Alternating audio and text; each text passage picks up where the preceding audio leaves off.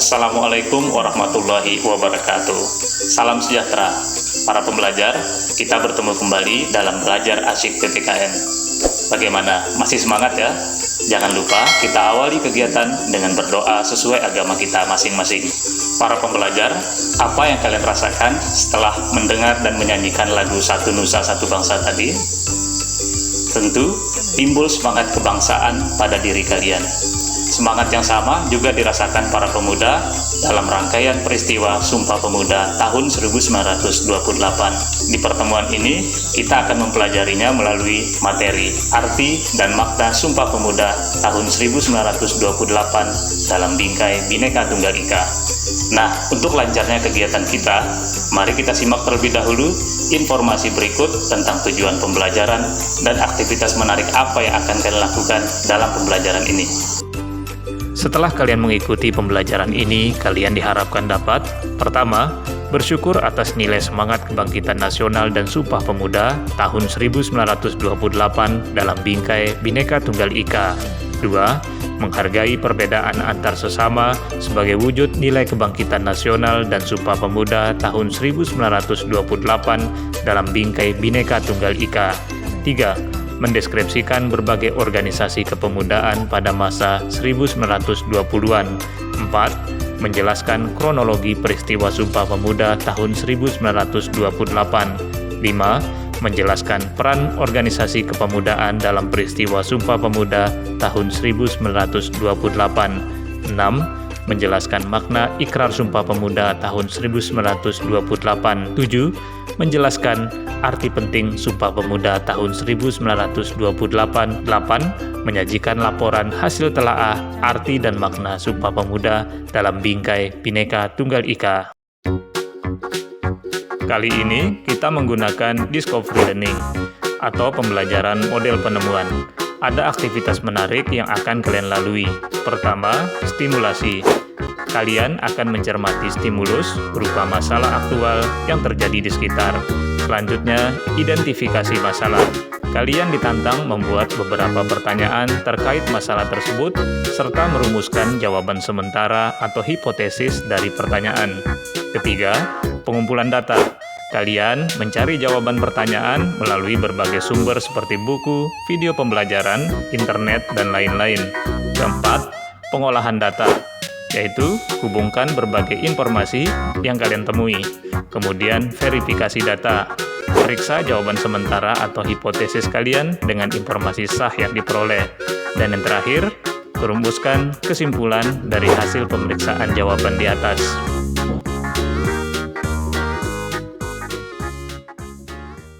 Jangan lupa, siapkan bahan-bahan yang diperlukan seperti buku siswa, LKPD, koneksi internet, serta bahan lain yang relevan. Selamat belajar!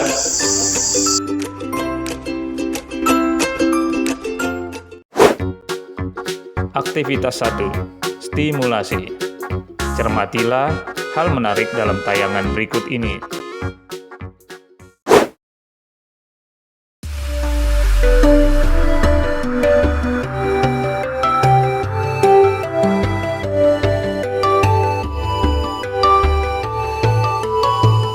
Meskipun bangsa kita terdiri dari beragam suku, agama, budaya, bahasa daerah, serta tinggal di pulau-pulau yang terpencar, namun kita tetap bersatu dalam kerangka Negara Kesatuan Republik Indonesia atau NKRI. Hal tersebut didukung oleh adanya simbol pemersatu, berupa identitas nasional seperti tanah air dan bangsa yang sama, bahasa Indonesia sebagai bahasa persatuan, bendera merah putih, dan lagu kebangsaan Indonesia Raya. Keberadaan identitas nasional di atas berkaitan erat dengan bertemunya para pemuda dari berbagai latar belakang dalam sebuah peristiwa penting dalam sejarah perjuangan kemerdekaan Indonesia, yaitu Sumpah Pemuda tahun 1928.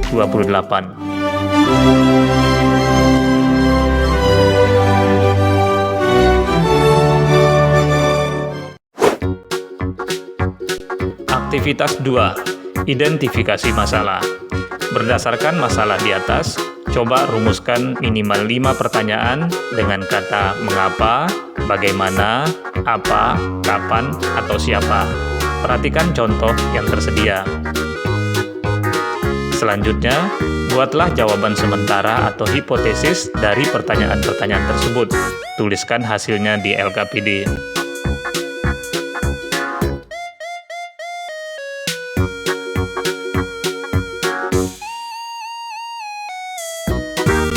Aktivitas 3.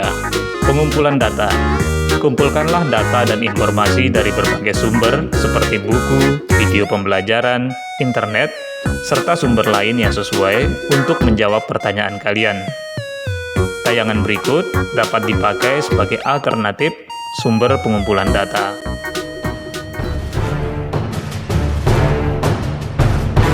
Marilah kita membahas organisasi kepemudaan masa 1920-an. Kemunculan Budi Utomo mendorong tumbuhnya berbagai organisasi kepemudaan. Nah, apakah kalian sudah tahu apa itu organisasi kepemudaan? Organisasi kepemudaan adalah perkumpulan yang didirikan dan beranggotakan para pemuda untuk mencapai tujuan tertentu. Pada masa 1920-an muncul berbagai organisasi kepemudaan, antara lain Tri Koro Darmo atau Jong Java.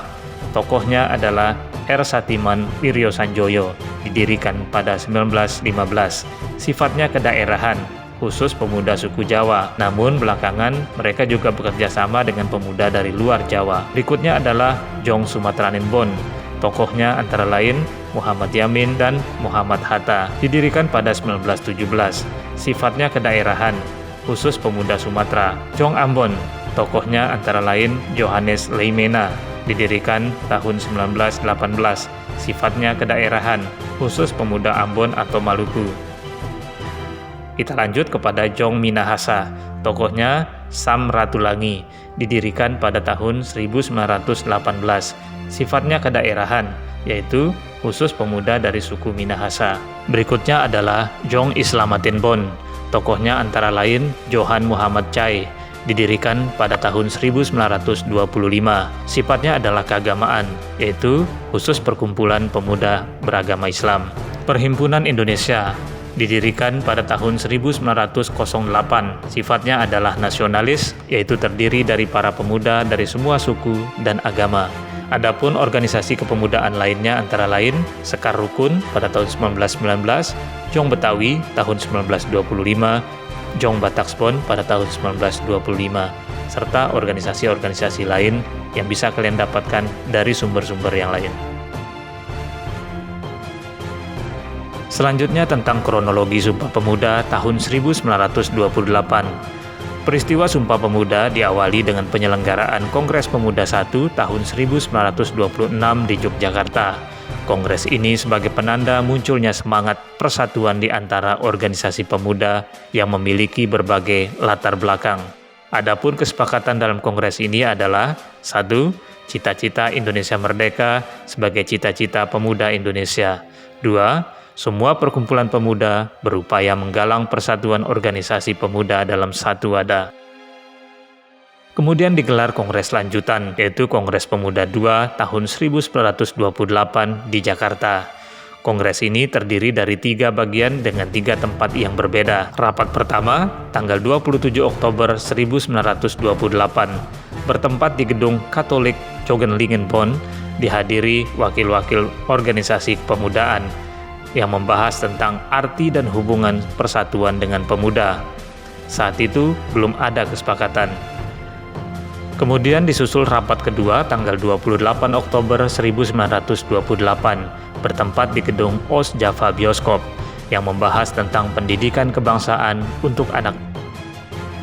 Pada tanggal yang sama, tetapi di tempat yang berbeda, yaitu di Gedung Indonesia Gebau, dilakukan pembahasan pentingnya nasionalisme dan demokrasi.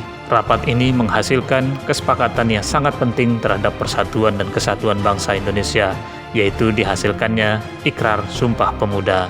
Pada saat Kongres Pemuda II ini juga diperdengarkan lagu Indonesia Raya ciptaan Wage Rudolf Supratman untuk pertama kalinya.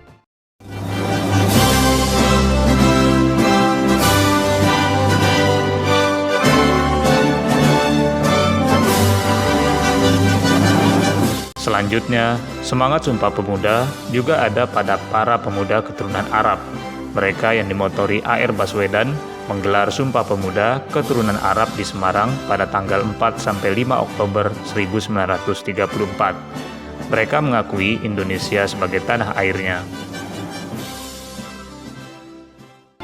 Dari uraian di atas, dapat kita ketahui peran organisasi kepemudaan dalam peristiwa Sumpah Pemuda, antara lain 1. Mewujudkan persatuan dengan menghimpunkan dirinya dalam pertemuan besar atau Kongres Pemuda 1. 2. Menjadi motor penggerak pelaksanaan Kongres Pemuda 2 sebagai jalan dicapainya kesepakatan bersama, yaitu Ikrar Sumpah Pemuda. 3. Wadah perjuangan pemuda yang turut menyumbangkan pemikiran tentang semangat kebangsaan, cita-cita bersama, dan demokrasi. Para pembelajar, mari kita lanjutkan materi tentang makna Ikrar Sumpah Pemuda. Apakah kalian sudah tahu apa makna yang terkandung dalam Ikrar Sumpah Pemuda? Mari kita lihat dalam pembahasan berikut ini. Pertama, kami, putra dan putri Indonesia, mengaku bertumpah darah yang satu, tanah Indonesia. Ikrar pertama di atas mengandung makna kesamaan tekad pemuda Indonesia bahwa mereka berada dalam satu tanah air Indonesia.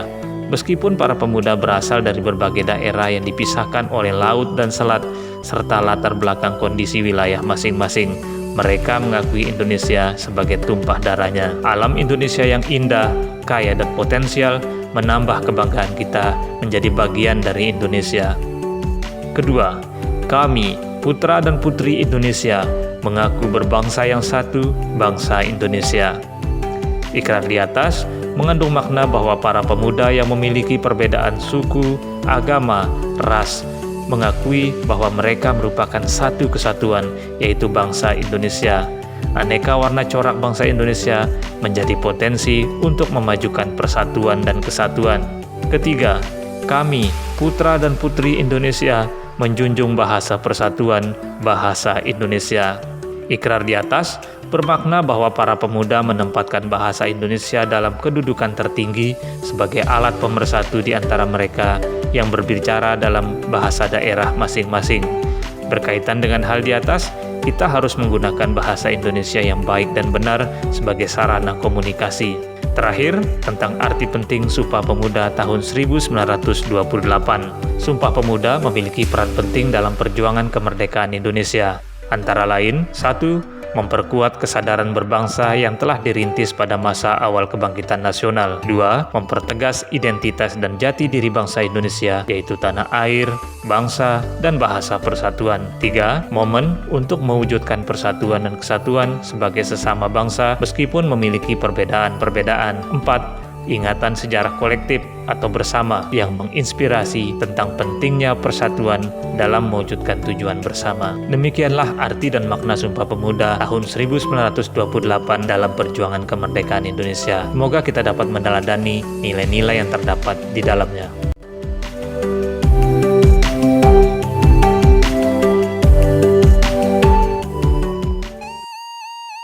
Aktivitas 4. Pengolahan data. Hubungkanlah berbagai jenis data dari berbagai sumber dengan menjawab contoh pertanyaan yang tersedia di LKPD.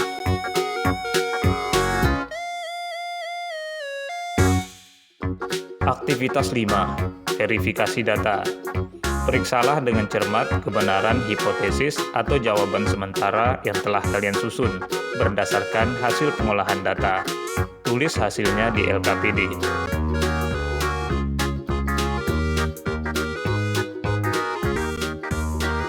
Aktivitas 6. Penarikan kesimpulan. Rumuskan kesimpulan dari hasil verifikasi data yang telah Anda lakukan. Tulis hasilnya di LKPD.